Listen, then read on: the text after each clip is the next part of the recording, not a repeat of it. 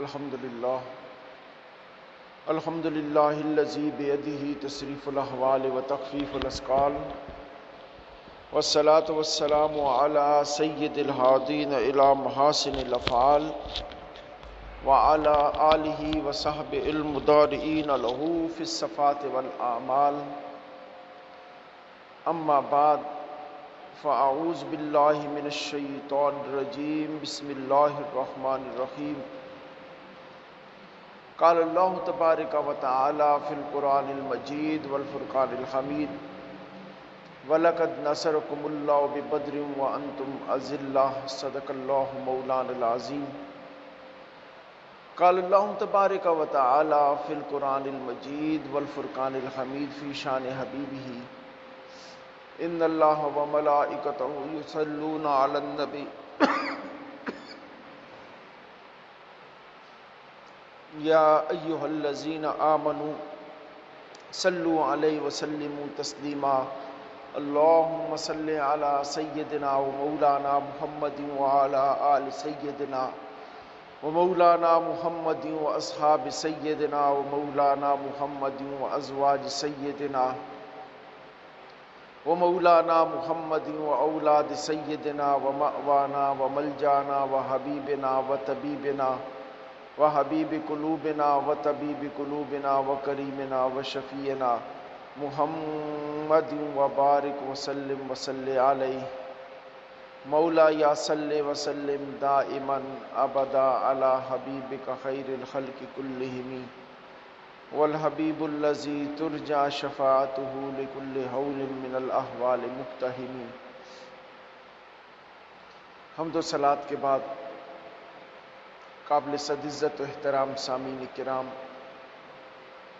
اللہ جل شانہ کا لاکھ لاکھ شکر عظیم ہے کہ اس نے ہماری نسبتیں ذات مصطفیٰ صلی اللہ علیہ وآلہ وسلم سے جوڑ دی ہیں۔ چونکہ آج 17 رمضان المبارک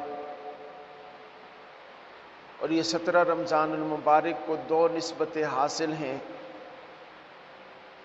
ایک تمام مومنوں کی ماں سیدہ عائشہ صدیقہ سلام اللہ علیہا کا یوم وصال ہے، اور دوسرا اس رمضان کریم 17 رمضان کریم کو اصحاب بدر کے ساتھ بہت بڑی نسبت حاصل ہے۔ چونکہ اصحاب بدر اور واقعہ بدر کہ اسلام کے ماتھے کا وہ جھومر ہے، اسلام کے ماتھے کی وہ تزین و آرائش ہے کہ جس نے اسلام کو پہلی فتح دے کر اسلامی جھنڈے کا پوری دنیا پہ بلند ہونے کا آغاز کیا تھا۔ واقعہ بدر وہ واقعہ ہے کہ جب پوری دنیا کا عالم کفر ایک طرف اور نہتے بے سر و سامان مسلمان ایک طرف، لیکن رب کائنات نے فتح بدر کے ساتھ پوری اقوامان عالم کو یہ پیغام دیا ہے کہ تم آل کفر اگر سارے مل بھی جاؤ مسلمانوں کے ساتھ میں رب کی رضا شامل ہے، اس کی عطا شامل ہے۔ اور خدائے کریم وحدہ لا شریک اس کی طرف قرآن کریم میں اشارہ فرماتا ہے کہ وَلَقَدْ نَصَرَكُمُ اللَّهُ بِبَدْرٍ وَأَنْتُمْ أَذِلَّةٌ، اور تحقیق اللہ تعالیٰ نے تمہاری بدر میں مدد کی حالانکہ تم کمزور تھے۔ تمہاری کمزوری واضح تھی، تم کمزور تھے، جس کی نسبت سے خدائے وحدہ لا شریک نے بدر میں تمہاری مدد کی۔ اب چونکہ اس آیت کریمہ کا عنوان ہمیں یہ بتا رہا ہے کہ بدر کے اندر ایک مدد مسلمانوں کو ملی، اور وہ مدد خدائے وحدہ لا شریک کی تھی۔ بے سر و سامانی کے عالم میں جب تلواریں بھی نہیں تھی، گھوڑے بھی نہیں تھے، بالے بھی نہیں تھے، نیزے بھی نہیں تھے، تعداد میں بھی کم تھے، دوسری طرف تمام تر سامان بھی موجود تھا، عیش و عشرت کا سامان، ہر چیز موجود تھی، لیکن اس کے باوجود خدا نے مسلمانوں کو فتح دی تو وہ فتح کے پیچھے سمجھ یہ آیا کہ خدا کی مدد شامل حال تھی۔ خدا کی مدد شامل حال تھی جس نے بدر کے اندر مسلمانوں کو فتح نصیب فرمائی۔ اور غزوہ بدر کو جتنی جہات میں رکھ کے دیکھا جائے، یوں محسوس ہوتا ہے کہ ہر جہت غزوہ بدر کی اپنا رنگ سمائے ہوئے ہے، اور بالخصوص میرے آقا کریم علیہ الصلوۃ والسلام کی شان محبوبی کا جو تذکرہ، شان الوہیت کا، شان محمدی کے ساتھ جو تذکرہ محبوبی ملتا ہے، یوں لگتا ہے کہ خدائے وحدہ لا شریک نے کائنات کو بتایا کہ عالم کفر آؤ دیکھو میرے محبوب کی ذات کے ساتھ تعلق کیسا ہے، میرے محبوب کی ذات کے ساتھ نسبت کیسی ہے، میرے محبوب کی ذات کے ساتھ نسبت اور تعلق کیسا ہے، آؤ میں تمہیں دکھاتا ہوں۔ اور غزوہ بدر چونکہ مختلف توجیہات اگر اس کی پیش کی جائیں تو ہر توجیہ کے اندر غزوہ بدر کا وہ کمال، حسن اور رنگ نظر آتا ہے۔ شان محبوبی میں دیکھا جائے تو عجیب رنگ نظر آتا ہے، مدد کے حوالے سے دیکھا جائے تو عجیب رنگ نظر آتا ہے، اسلام کے غلبے کے حوالے سے دیکھا جائے تو عجیب رنگ نظر آتا ہے، اسلام کی قوت کے حوالے سے دیکھا جائے تو عجیب رنگ نظر آتا ہے، طاقت کے حوالے سے دیکھا جائے تو عجیب رنگ نظر آتا ہے، حتیٰ کہ جس رنگ میں بھی غزوہ بدر کو دیکھا جائے، غزوہ بدر ہر رنگ میں کمال نظر آتا ہے، ہر رنگ میں کمال نظر آتا ہے۔ اور بالخصوص چونکہ میں غزوہ بدر کو مکمل تو بیان کرنے کا ٹائم ہی نہیں ہے، اگر اس کو مکمل بیان کیا جائے تو ایک نشست تو کیا 2-3 نشستیں بھی ناکافی ہیں کہ اس کے ابتدائی مراحل سے لے کر انتہا تک صرف میں غزوہ بدر کے اندر 1-2 چیزیں بیان کروں گا آج کے اس جمعہ کی خطاب کے اندر۔ سب سے مین چیز یہ کہ غزوہ بدر خدائے وحدہ لا شریک کی مدد کا عظیم نمونہ تھا۔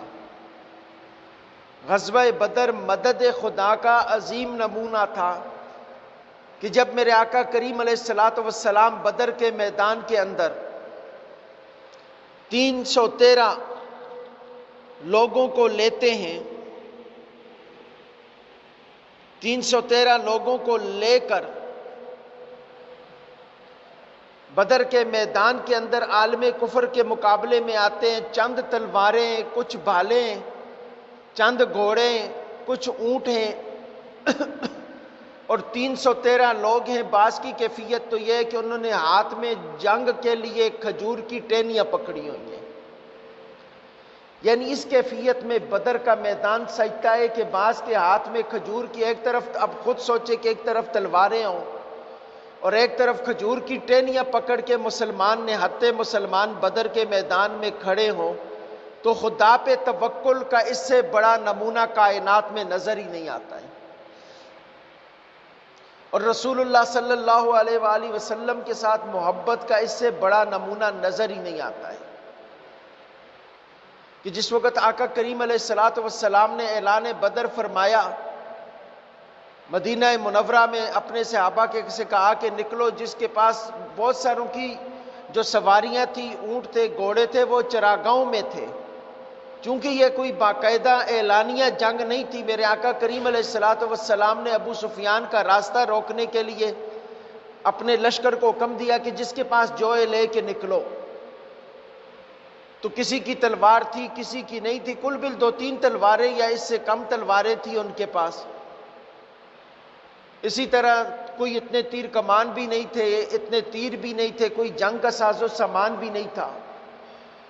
لیکن جب بدر کا میدان سج گیا، کفار مکمل تیاری کے ساتھ آئے، ابو جہل، عتبہ، شیبہ، ولید بن عتبہ، یہ تمام جس وقت بڑی تیاری کے ساتھ آئے، امیہ بن خلف، یہ کفار کے بڑے بڑے سردار تھے۔ یہ تمام جس وقت مکمل تیاری کے ساتھ آتے، میدان سج جاتا ہے، پھر میرے آقا کریم علیہ الصلوۃ والسلام ادھر بھی کفار جمع، ادھر بھی کفار جمع، کملی والے سر سجدے میں رکھ دیتے ہیں۔ حضرت صدیق اکبر رضی اللہ تعالیٰ عنہ آپ فرماتے ہیں میں اس وقت اس خیمے کے اندر، آپ کی جھونپڑی کے اندر موجود تھا۔ کملی والے نے جب مناجات کی تو مناجات کی کیفیت یہ تھی کہ آپ اتنا مناجات میں گم ہو گئے کہ آپ کے کندھے کی چادر مبارک کملی سرک کے زمین پہ آ گئی۔ لیکن جس وقت آپ نے دعا کی کہ مولا کائنات، یہ تیرے مٹھی پر مسلمان جو میں لے کے تیرے دین کی عظمت کے لیے بدر میں حاضر ہو گیا ہوں، آج اگر یہ نہ رہے تو قیامت تک کے لیے تیرا نام لینے والا کوئی نہیں رہے گا۔ اب یہاں پہ بھی ایک چیز سمجھنے کے قابل ہے کہ خدا تو وہ ہے کہ خدا فرماتا ہے یسبح للہ ما فی السماوات و ما فی الارض، کہ آسمان و زمین میں جو کچھ ہے وہ خدا کی تسبیح کرتا ہے۔ اور ادھر کملی والے فرما رہے مولا تیرا نام لینے والا کوئی نہیں رہے گا۔ حالانکہ خدا تو قادر مطلق ہے، وہ کسی طریقے سے بھی اپنا نام جاری کروا سکتا ہے، لیکن خدا کی قسم محبوب کو بھی پتا تھا کہ خدا نے یہ نظام ہستی سجایا ہی میرے لیے ہے، اس کل جہان کو بنایا ہی میرے لیے ہے، اگر میں ہی نہ رہوں گا تو کائنات میں کچھ باقی نہ رہے گا۔ آج اسلام کی شکست یا محمد الرسول اللہ صلی اللہ علیہ وآلہ وسلم کی شکست نہیں ہے، بلکہ یوں کہنا چاہیے کہ کل خدائی کی شکست ہے۔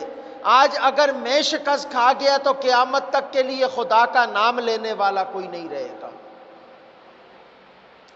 تو رب کائنات نے جب اپنے محبوب کا یہ اعلان سنا نا تو فرمایا استستغیثون ربکم فاستجاب لکم انی ممدکم بألف من الملائکۃ مردفین۔ فرمایا محبوب پریشان کیوں ہوتا ہے، میں نے تیرا استغاثہ، تیرا مدد طلب کرنا میں نے سن لیا ہے۔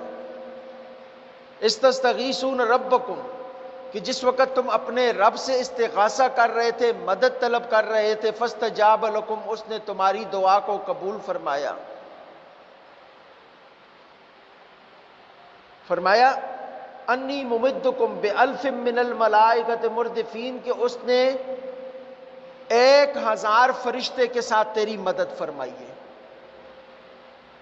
اور ان فرشتوں کے ساتھ جو پے در پے حملہ کرنے والے، لڑائی والے 1000 فرشتوں کے ساتھ تیری مدد فرمائی ہے۔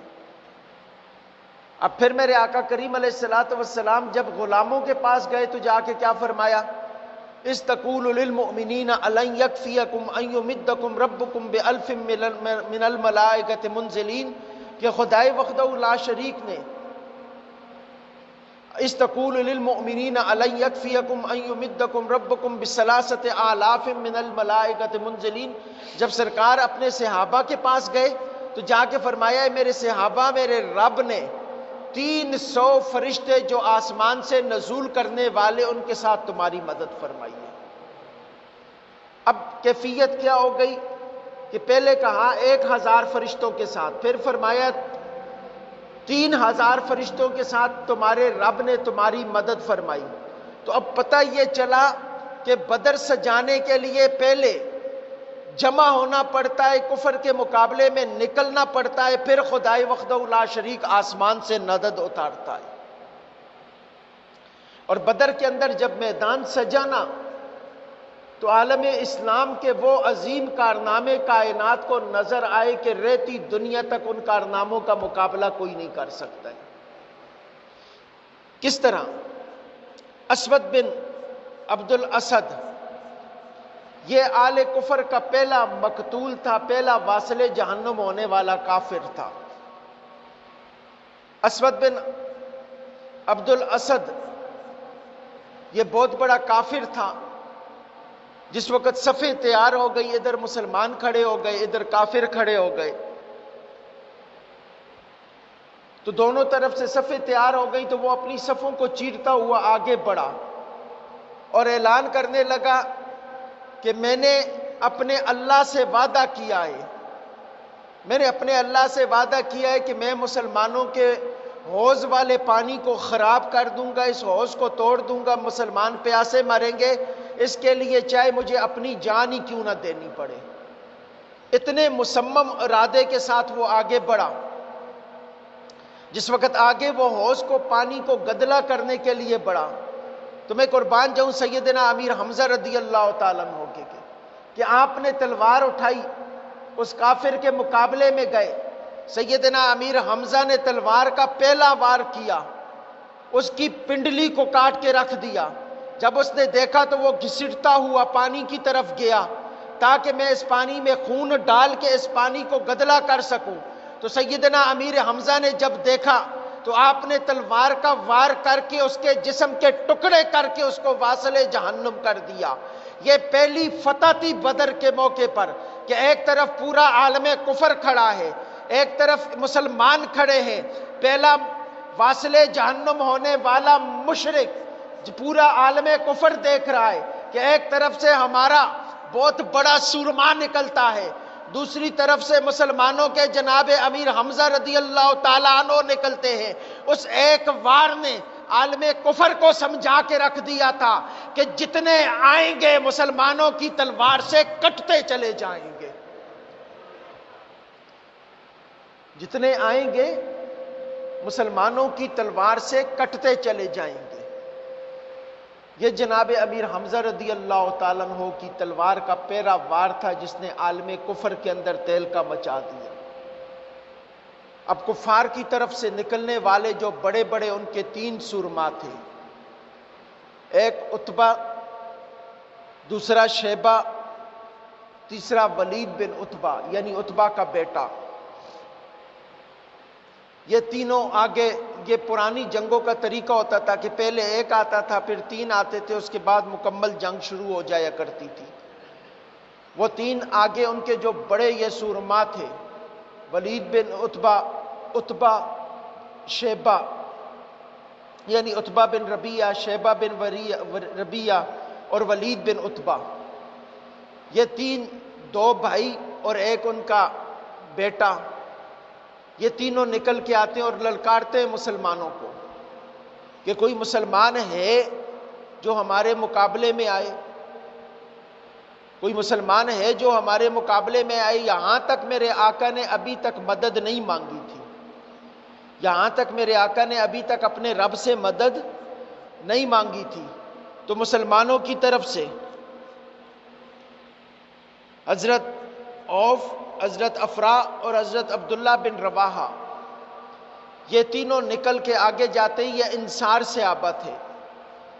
حضرت عوف بھی انصاری تھے، حضرت صفرا بھی انصاری تھی اور حضرت عبداللہ بن رواحہ، یہ تینوں انصاری صحابہ تھے. یہ جس وقت مقابلے میں جاتے ہیں تو جس وقت کفار ان کو دیکھتے ہیں تو کہتے ہیں نہیں، ہم انصار سے مقابلہ نہیں کریں گے، مدینے والوں سے مقابلہ نہیں کریں گے. جا کے انہیں کہو کہ ہمارے سامنے ہمارے چچا زادوں کو بھیجے، ہمارے رشتہ داروں کو بھیجے، ہم مکہ والوں سے مقابلہ کریں گے. تو یہ انصار کی محبت تھی جس کا انہوں نے اظہار کیا تھا. دوسری طرف سے عالم کفر اور آل مکہ کو یہ پیغام دیا تھا کہ کملی والے کو ہم نے بلایا ہے، کوئی یہ نہ سمجھے کہ ہم قوم موسیٰ کی طرح پیچھے ہو جائیں گے، بلکہ ہم کائنات کو یہ بتانا چاہتے ہیں کہ جب رسول اللہ پہ وقت آئے گا سب سے پہلے انصار تلوار لے کے سامنے کھڑے ہوں گے. جب رسول اللہ پہ وقت آئے گا سب سے پہلے انصار تلوار لے کے سامنے کھڑے ہوں گے. اب میرے آقا کریم علیہ الصلوۃ والسلام جب تلوار لے کے گئے انصار کے مقابلے، اب کیا ہوا کہ ان 3 صحابہ کو واپس بھیج دیا. اب میدان میں اترنے والے بڑے عجیب لوگ، بڑے عظیم لوگ. ایک سیدنا امیر حمزہ رضی اللہ تعالیٰ عنہ نے تلوار پکڑی، دوسرا مولا علی کرم اللہ وجہ نے تلوار پکڑی، تیسرا ابو عبیدہ رضی اللہ تعالیٰ عنہ نے تلوار پکڑی۔ اب ہوا کیا کہ عتبہ کے مقابلے میں ابو عبیدہ گئے، شیبہ کے مقابلے میں جناب امیر حمزہ رضی اللہ تعالیٰ عنہ گئے، ولید بن عتبہ کے مقابلے میں مولا علی کرم اللہ وجہ گئے۔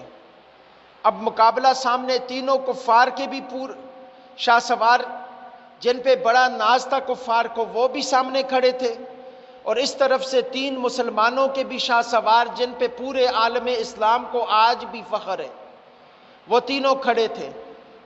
حضرت ابو عبیدہ رضی اللہ تعالیٰ عنہ، حضرت امیر حمزہ رضی اللہ تعالیٰ عنہ اور مولا علی کرم اللہ وجہ۔ یاد رکھیں یہ ابو عبیدہ بن عبد المطلب ہیں، یہ بھی مولا علی کے بھائی ہیں۔ اب یہ تینوں سرکار کے خانوادے کے لوگ سامنے گئے۔ کوئی کہے نا کہ قربانی، یہ قربانی ہے کہ پہلے انصار نے اپنی محبت کا اظہار کیا، انصار آگے گئے، جب انصار کو پلٹایا گیا تو میرے آقا کریم علیہ الصلوۃ والسلام کے شہزادے، آپ کے خاندان کے لوگ، آپ کے چچا زاد بھائی، وہ نکل کے عالم کفر کے مقابلے میں کھڑے ہو کے یہ پیغام دیتے ہیں کہ اگر تم کہو کہ اسلام کے لیے آل محمد اور آقا کریم علیہ الصلوۃ والسلام کے خاندان کی قربانیاں کیا ہیں، تو سب سے پہلے بدر کو اٹھا کے دیکھ لو، دوسری قربانیاں کربلا والی بعد میں دیکھی جائیں گی، دوسری قربانیاں صفین والی بعد میں دیکھی جائیں گی، پہلے کربلا کے میدان سے پہلے بدر کو اٹھا کے دیکھو۔ جو پہلی تلواریں اسلام کے لیے بے نیام ہوتی ہیں وہ خانوادہ مصطفیٰ کی بے نیام ہوتی ہیں، وہ سرکار کے خاندان کی تلواریں بے نیام ہوتی ہیں۔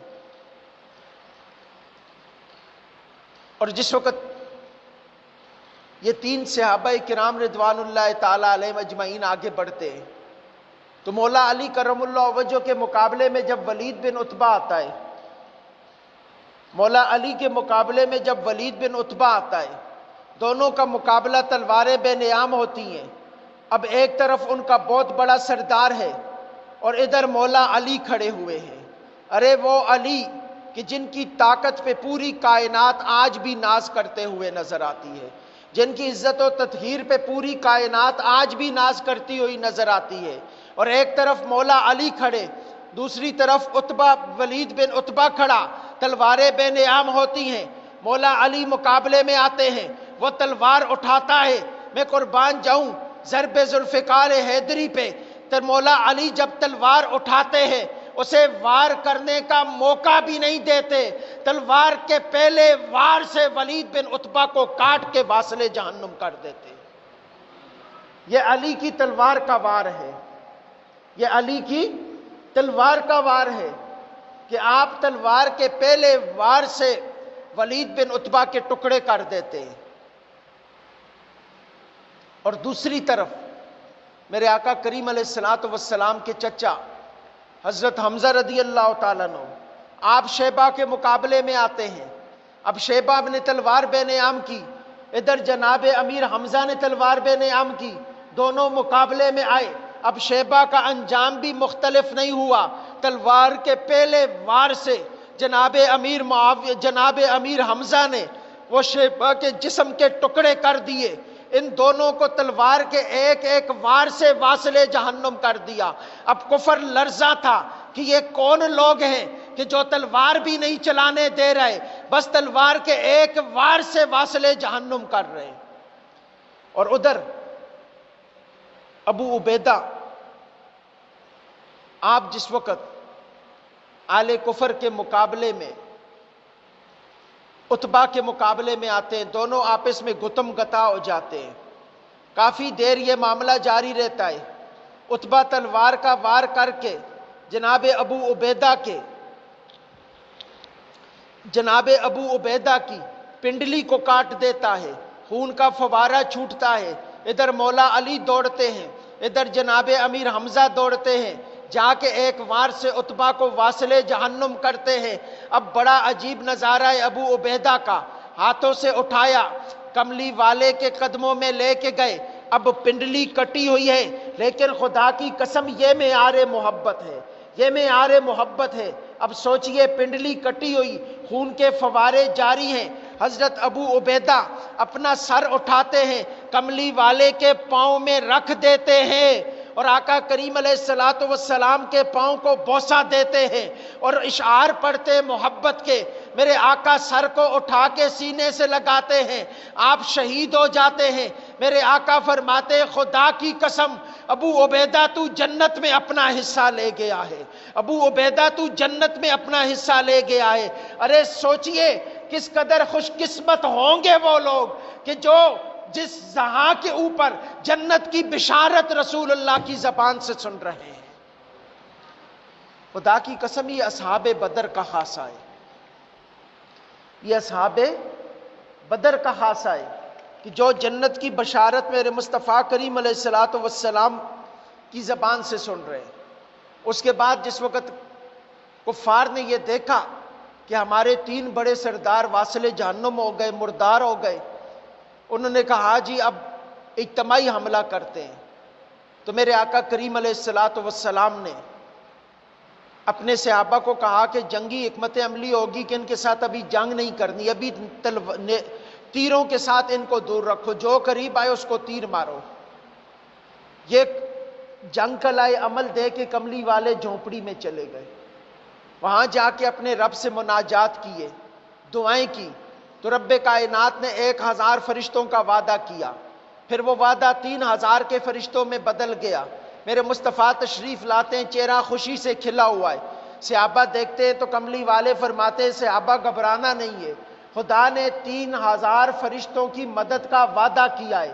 پھر صحابہ فرماتے ہیں کہ ہم نے دیکھا کہ اگر کوئی کافر کسی مسلمان پہ بھاری ہو رہا ہوتا تو ہم دیکھتے اچانک ایک شاہ سوار آتا جو ہمارے لشکر کا نہ ہوتا، ہم اسے دیکھتے بھی نہیں، پہچانتے بھی نہیں، وہ تلوار کا وار کر کے کافر کو واصل جہنم کر دیتا۔ یہ فرشتوں کی پے در پے مدد تھی۔ پھر صحابہ فرماتے کئی دفعہ تو اس طرح ہوتا کہ مارنے والا نظر بھی نہیں آ رہا ہوتا، ہم دیکھتے کہ کافر مسلمان پہ بھاری ہو رہا ہے، تو آپ کہتے ہیں صحابہ کہتے ہیں کہ ہماری نگاہیں دیکھتی کہ کوئی تلوار آتی، تلوار نظر بھی نہ آتی، اس کافر کا سر جو ہے وہ تن سے جدا ہو جایا کرتا تھا، اس کافر کا سر جو ہے وہ تن سے جدا ہو جائے۔ اور جنگیں، اور چونکہ یہ مدد تھی خدا کی طرف سے، یہ مدد تھی خدا کی طرف سے۔ اب جناب میرے آقا کریم علیہ الصلوۃ والسلام حجرے سے باہر نکلتے ہیں تو اپنے صحابہ کو جنت کی طرف ابھارتے ہیں۔ آپ فرماتے ہیں کہ جو اس حال میں دشمن سے جنگ کرے گا جو اس حال میں دشمن سے جنگ کرے گا، صبر کا دامن ہاتھ سے نہیں چھوڑے گا اور دشمن کی طرف سے منہ نہیں پھیرے گا، آپ فرماتے ہیں میں اعلان کرتا ہوں خدا اسے جنت عطا فرمائے گا۔ اور جنت بھی کیسے؟ فرمایا عرض السماوات والارض، فرمایا اس جنت کا جو چوڑائی ہے وہ آسمان اور زمین کے برابر ہے، آسمان اور زمین کے برابر وہ چوڑائی ہے۔ اب اس جنگ کے اندر ہوا یہ کہ بڑے بڑے کفر کے جو برج تھے نا وہ الٹ گئے۔ تو جس وقت میرے آقا کریم علیہ الصلوۃ والسلام نے فرمایا نا قوموا الی جنت عرضها السماوات والارض، کہ جنت کے لیے کھڑے ہو جاؤ، اس کی چوڑائی، اس کا عرض جو ہے وہ زمین آسمان کے برابر ہے، تو حضرت عمیر رضی اللہ تعالیٰ عنہ آقا کریم علیہ الصلوۃ والسلام کے بڑے لاڈلے صحابی، وہ اس وقت کھجوریں تناول فرما رہے تھے، تو پوچھنے لگے یا رسول اللہ جنت کی چوڑائی آسمان اور زمین کے برابر ہے؟ تو کملی والے نے فرمایا ہاں آسمان اور زمین کے برابر وہ چوڑائی ہے۔ تو انہوں نے وہ کھجوریں کھاتے کھاتے ہاتھ روک لیا اور عرض کی یا رسول اللہ میں نہیں چاہتا کہ میں کھجور کھانے کی دیر میں بھی جنت سے دور رہوں، میں کھجور کھانے کی دیر میں جنت سے دور رہوں۔ یہ کہا تلوار اٹھائی اور کافروں کے لشکر میں گھس گئے اور لڑتے لڑتے واصلے بحق ہو گئے، لڑتے لڑتے اپنے رب کے حضور پیش ہو گئے، اور جب ان کا لاشا لایا گیا میرے مصطفیٰ کے سامنے رکھا گیا۔ کملی والے نے دیکھا اور مسکرائے اور فرمائے کہ یہ جنت لے گیا، یہ جنت لے کے آئے۔ یہ جذبہ جہاد تھا وہاں پہ، یہ جذبہ جہاد تھا کہ بڑے بڑے کفار کے برج الٹ گئے۔ چونکہ ایک وقت کے دامن میں گنجائش نہیں ہے کہ میں اس کو تفصیل کے ساتھ اس واقعے کو مکمل بیان کر سکوں۔ ہاں، یہ جو بڑے بڑے کافر واصل جہنم ہوئے نا، جنہوں نے اسلام کا جینا مشکل کیا ہوا تھا، صرف ان کی ایک دو چیزیں سناتا ہوں کہ امیہ بن خلف، امیہ بن خلف یہ وہ ملعون تھا کہ جو سیدنا بلال رضی اللہ تعالی عنہ کو تکالیف دیا کرتا تھا، آپ کو تنگ کیا کرتا تھا، آپ کو پریشان کیا کرتا تھا۔ اور جس وقت جنگ کے دوران بدر کے میدان میں یہ سامنے آتا ہے، حضرت عبد الرحمن رضی اللہ تعالیٰ عنہ نے اس سے وعدہ کیا تھا امیہ بن خلف سے کہ تو مدینے آ جا، میں تیری جان کی ضمانت دیتا ہوں، تو مدینے آ جا، میں تیری جان کی ضمانت دیتا ہوں، یعنی مسلمان ہو کے آ جا، میں ضمانت دیتا ہوں، تجھے کچھ نہیں کہا جائے گا، رسول اللہ تجھے معاف کر دیں گے۔ وہ جس وقت جنگ کے میدان کے اندر سامنے آئے تو چونکہ مسلمان تو نرم دل ہوتے، پھر صحابی مصطفیٰ ہو، حضرت عبد الرحمن بن عوف رضی اللہ تعالیٰ عنہ جو بڑے جلیل القدر صحابی، انہوں نے سوچا کہ شاید آج میں اسے پناہ دے دوں تو یہ اسلام لے آئے، تو آپ اسے لے کے اس کو اور اس کے بیٹے کو لے کے پہاڑ پہ چڑھے۔ جب پہاڑ پہ چڑھنے لگے تو حضرت بلال رضی اللہ تعالیٰ عنہ نے دیکھا کہ امیہ بن خلف پہاڑ پہ چڑھ رہا ہے، تو آپ نے صحابہ کرام رضوان اللہ تعالی علیہم اجمعین کو آواز دی اور فرمایا کہ چلو چلو، امیہ بن خلف پہاڑ پہ چڑھ رہا ہے۔ جس وقت وہ گئے، امیہ کا بیٹا آگے آیا، حضرت بلال کی تلوار سے واصل جہنم ہو گیا۔ امیہ بن خلف کے اوپر حضرت عبد الرحمن لیٹ گئے کہ یہ ہماری پناہ میں ہے۔ حضرت بلال فرمانے لگے اس وقت یہ پناہ میں نہیں ہے، اس وقت یہ حالت جنگ میں ہے، مسلمانوں کے مقابلے میں ہے۔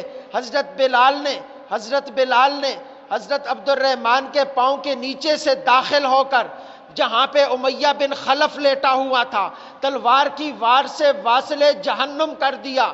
جب امیہ کی لاش لائی گئی، میرے آقا کریم علیہ السلام نے پوچھا اسے کس نے واصل جہنم کیا؟ تو حضرت بلال عرض کرنے لگے یا رسول اللہ، میں نے واصل جہنم کیا۔ تو سرکار کے چہرے پہ تبسم آ گیا، گویا میرے سرکار کہہ رہے ہیں کہ بلال، آج تو نے اپنے اوپر ہونے والے ایک ایک ظلم کا بدلہ امیہ بن خلف سے لے لیا ہے۔ یہ امیہ بن خلف وہ ملعون تھا کہ جو حضرت بلال رضی اللہ تعالیٰ عنہ کو تکالیف دیا کرتا تھا، پریشان کیا کرتا تھا، گرم ریت پہ لٹا کے جسم کے اوپر کوڑے مارا کرتا تھا، جب خون نکل آتا تو اوپر نمک دور دیا کرتا تھا، نمک چھڑک دیا کرتا تھا، ریت کو گرم کر کے تپتی ریت پہ اوندے منہ ان زخموں کے بل لٹا کے کھینچا کرتا تھا، اتنا ظلم کیا کرتا تھا۔ لیکن حق و باطل کے اس وقت اس کی حکومت تھی، جس وقت خدا کی حکومت کی باری آئی تو وہی جو مظلوم تھے، جن پہ ظلم کیا کرتا تھا، خدا نے انہی کی تلوار کو اتنی طاقت عطا فرمائی کہ اس نے اس امیہ بن خلف کو واصل جہنم کیا۔ اور اسلام کا سب سے بڑا دشمن ابو جہل، وہ کہتے ہیں نا خدا چڑیوں سے بازوں کو مرواتا ہے، ابو جہل کے ساتھ بھی ایسا ہی ہوا۔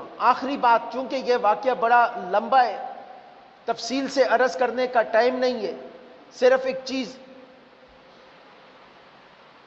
حضرت عبد الرحمن رضی اللہ تعالیٰ عنہ فرماتے ہیں نا کہ میں جنگ کے دوران بدر کے میدان میں جب کھڑا تھا تو میں نے دائیں طرف نظر کی کہ ایک چھوٹا سا نوجوان لڑکا مجھے نظر آیا، بائیں طرف نظر کی تب بھی ایک چھوٹا سا نوجوان لڑکا نظر آیا، ایک کا نام معاذ تھا، دوسرے کا نام معوذ تھا۔ کہتے میں نے سوچا کہ یار یہ چھوٹے چھوٹے لڑکے ہیں، یہ میری کیا مدد کریں گے، میرے ساتھ کوئی شاہ سوار ہوتے۔ تو فرماتے ہیں یہ بات ہو رہی تھی تو ایک لڑکے نے مجھے پوچھا چچا جی آپ ابو جہل کو جانتے ہیں؟ میں نے کہا بیٹا بہت اچھے طریقے سے۔ کہا چچا جی بتائیے ابو جہل کدھر ہے؟ میں نے پوچھا بیٹا ابو جہل کو کیا کرو گے؟ کہنے لگا کہ چچا جی ہمیں پتہ چلا ہے کہ وہ رسول اللہ کو گالیاں دیتا ہے، ہم نے سوچا ہے کہ آج ابو جہل کو واصل جہنم کریں گے۔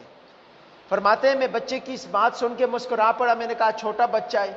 اتنے میرے دوسرے طرف والے بچے نے پھر پوچھا چچا جی آپ ابو جہل کو جانتے ہیں؟ میں نے کہا جی جانتا ہوں۔ تو کہنے لگے چچا جی اس کا پتہ بتائیں کہاں ہے؟ میں نے پھر پوچھا بیٹا کیا کرو گے؟ کہنے لگا یار چچا جی ہم نے یہ سوچا ہے کہ اس کو واصل جہنم کریں گے کہ میرے مصطفیٰ کو تکلیفیں دیا کرتا تھا، میرے مصطفیٰ کو تنگ کیا کرتا تھا، انہیں تکالیف دیا کرتا تھا، ہم نے سوچا ہے کہ اسے واصل جہنم کریں گے۔ اب جس وقت یہ وقت آیا، یہ کیفیت آئی، تو کہتے اتنے میں میری نظر ابو جہل پہ پڑی جو اپنی صفیں درست کر رہا تھا۔ کہتے میں نے صرف اشارہ کیا وہ ابو جہل ہے۔ کہتے ہیں اتنی کرنے کی دیر تھی، میں نے دائیں دیکھا تو معاذ نہیں تھے، بائیں دیکھا تو معوذ نہیں تھے، دونوں سیدھا گئے ابو جہل کے مقابلے میں گئے۔ ایک نے تلوار کے وار سے ابو جہل کے بازو کو کاٹ کر دیا، دوسرے نے تلوار کا وار کر کے ابو جہل کو نیچے گرا دیا۔ اس کے وار سے ایک کا ہاتھ کٹ گیا، ایک کا بازو کٹ گیا، لیکن ایک نے ہاتھ کو پکڑ کے اپنے جسم سے علیحدہ کر لیا، دوسرے نے بازو کو پکڑ کے اپنے جسم سے علیحدہ کر لیا۔ اب ایک تلوار کے ساتھ ایک لڑ رہا، ایک ہاتھ ایک تلوار، دوسرے ہاتھ سے اور دوسرے تلوار سے دوسرے لڑ رہے ہیں۔ میں قربان جاؤں خدا کی قسم اس معیار محبت پہ، اس معیار محبت پہ قربان جاؤں کہ جب تک یہ معیار محبت تھا تو پھر ابو جہل جیسے کافر بھی اسلام کے سامنے آنے سے لرزہ برندام ہوا کرتے تھے۔ اب فرماتے ہیں کہ دونوں کے ایک کا ہاتھ کٹا ہوا، ایک کا بازو کٹا ہوا، ایک ایک ہاتھ میں تلوار کو سنبھالا ہوا، اور سامنے عالم کفر کا سب سے بڑا سورما ابو جہل کھڑا ہے کہ جس کے نام سے بھی عالم کفر کانپتا ہے۔ میں قربان جاؤں حضرت معاذ اور حضرت معوذ نے تلوار کا وار کر کے ابو جہل کو واصل جہنم کر کے اس کی گردن کو تن سے جدا کر دیا تھا۔ یہ چھوٹے چھوٹے بچے،